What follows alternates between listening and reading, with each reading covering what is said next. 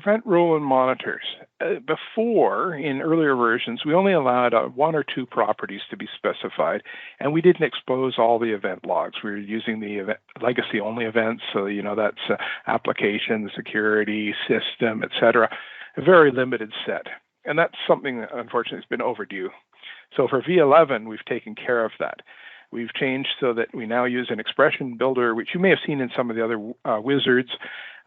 We allow now arbitrary complexity and an unlimited number of properties, and you can select from all of the event logs. This has been updated in both the event rule wizard and the event monitor wizard. The expression builder, as I mentioned, has already been used in other wizards. You may be familiar with it. The one thing you'll see in the event wizards is that known values that are pulled from the event logs are now shown in the drop-downs for most, but not all properties. And there are things like event severities and things like that, where we show a friendly name, but when we substitute it in, it'll be the correct value, and you'll see that as well. So coming back here, let's go to a management pack, and I'm going to go through this very quickly because most of it is the same. So I'm going to create an event alert rule. This is the machine we're going to get the data from. This is our target for the rule. This has already been run once, and it has got the list of all the event logs. It only takes 5 or 6 seconds to get them all, and we do cache it so it doesn't fetch too often. But as you can see from the list here, before we had a list of 7, 10 things, and now we have, I think it's something in the neighborhood of 1,100 event logs that you could use if you want to. I'm going to stick with application here. Because this was a new event rule, we've already pre-populated it with a sample expression here. Event display number equals some unknown value, which needs to be filled in. You can see from the red text down here, and a publisher name, again, to some unknown value. But we can fill those in. So we'll select an event ID. This is all fake data, trust me. Publisher name here. I think SQL servers here. Boom, that easily it's done. But we can create additional things. So here's a new simple expression. We're going to look for an event category of general. That there is something that we could never do before. We only supported 2 expressions, 2 properties in the expression. Here's 3. But as I mentioned, we now allow arbitrary complexity. So you can put in other things. So we'll put in an OR here.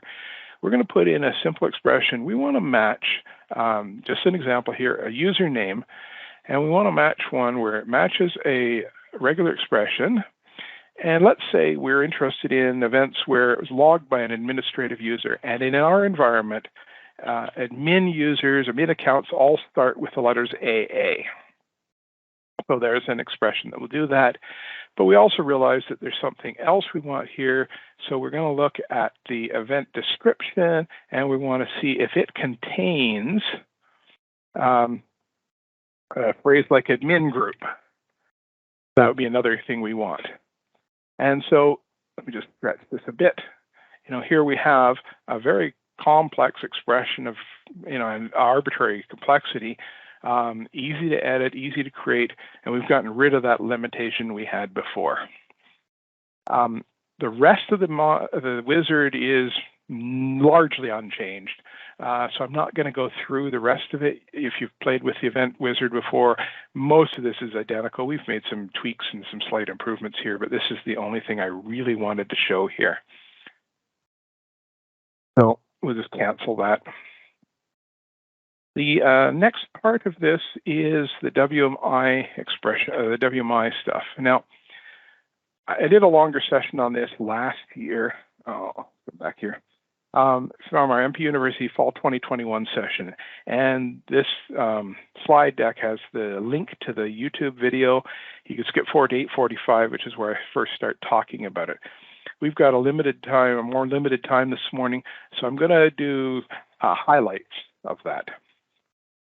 This comes from a real-life scenario. One of my devs complained that one of his little NUC boxes was overheating and had shut off.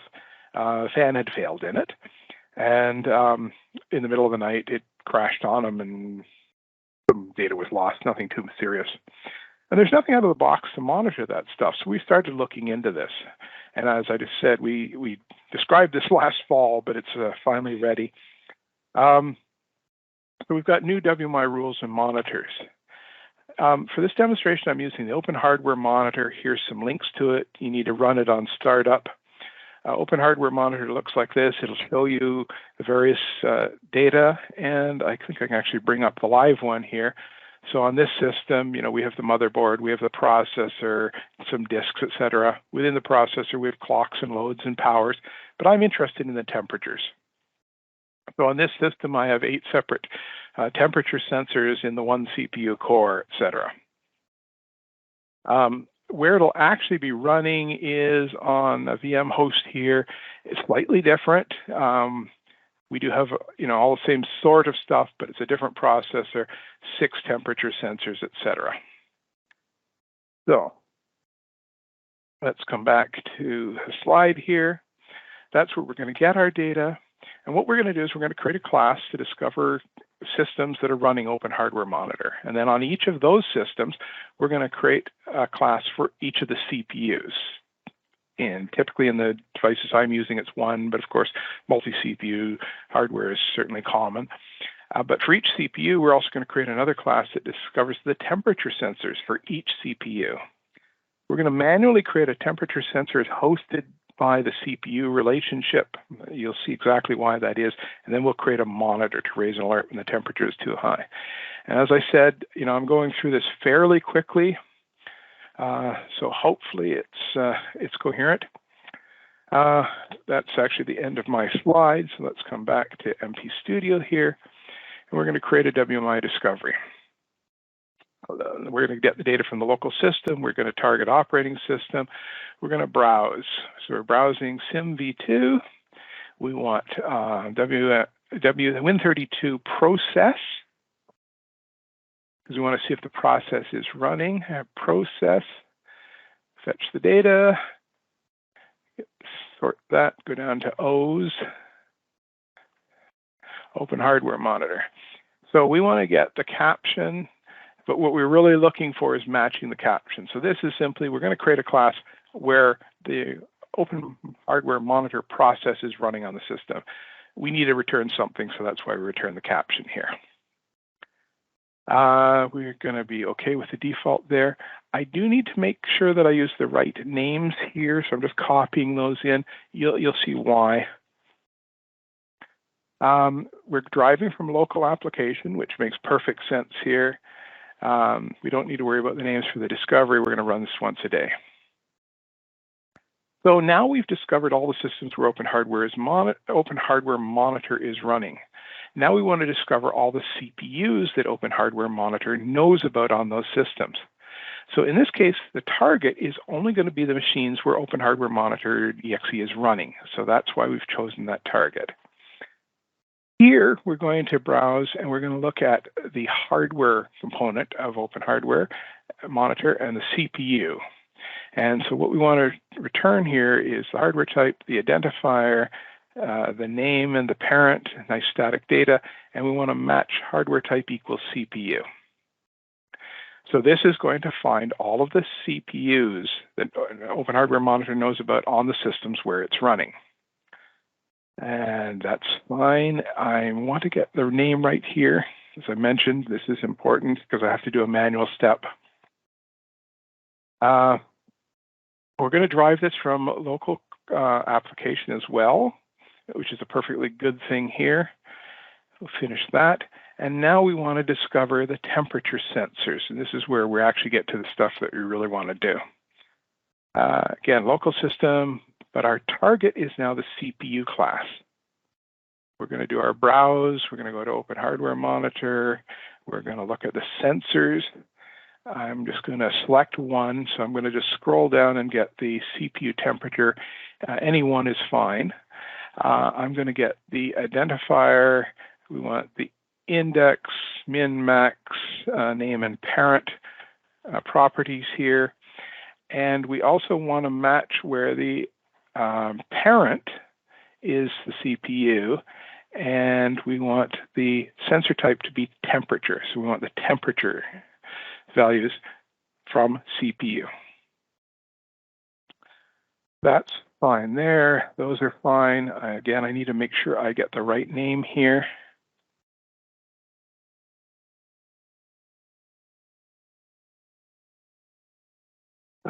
We're going to base this on local application, but we're going to change that.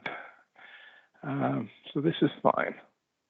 Now, the trick is that we really want the temperature sensor hosted by the CPU, and we can't do that from the current wizards. It is something we're looking into. So I'm going to actually edit the XML here. I'm going to scroll down to the end of the classes here in entity types, and I'm going to add a relationship. Now, I already got this typed in because heaven forbid you don't watch me type this. We just put this in here.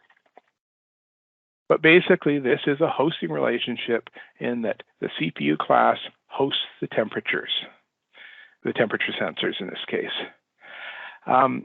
Because temperature is already hosted because it's Windows local applications hosted by computers, you can't have two hosting relationships.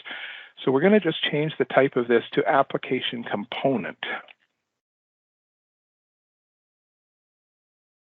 And make sure I don't lose my double quote there. And that should work, and there we go.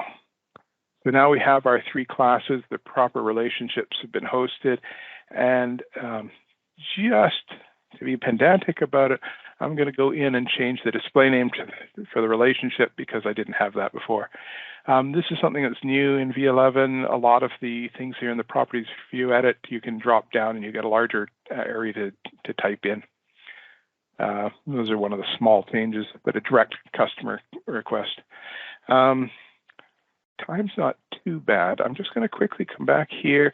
We'll go to the right system. We'll come back here and we'll just look at discovered inventory because I believe it's still looking at CPU temperature. So this is the CPU temperatures. This was an earlier version of this management pack that I've imported, but you can see the data that we've collected, and you'll also actually see we have some alerts here. We'll follow up right now and we'll show how to demonstrate that monitor. So we want to actually create a WMI monitor now. So we're going to get the data from the current system, but we want the temperature sensors. So that's what we want to target. We need to do our query here from Open Hardware Monitor, from sensor. We're just going to select a temperature here. We'll fill this in a little bit more, but it's a good place to start. And so we want the identifier. This is hard coding a particular identifier, and we're going to replace that shortly, and I'll show you how easy this is. But for a monitor, this is typically all we want to do is get the value. I don't think I need, oh, sorry. Yes, I definitely need to come in here. Instead of doing a hard-coded identifier here, what we're going to do is we're going to fill in the target identifier. And this is why we wanted that relationship, that hosting relationship. So we're actually picking up the target property from the host class, which is the CPU temperature identifier. Have I got this right? Yeah. So that we pick up that identifier so that this will run against all the temperature sensors. And then we can fill in these. And again, I'm just going to put in the identifier here.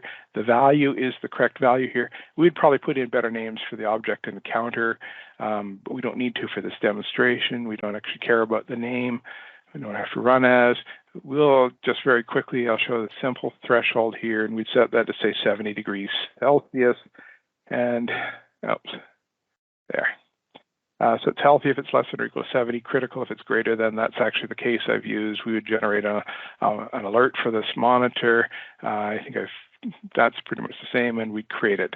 And that's all you need to do. And once you've done that, you'll actually start to get these sorts of alerts. Now, I actually set an override because 63 is the temperature here is too low. You don't normally see that. I have this actually running with a 70-degree threshold, and occasionally it pops up, when I'm doing Windows updates or large runs of something on the VMs on that machine. But for a demonstration, I wanted to give you just the short version here, so I changed it with an override.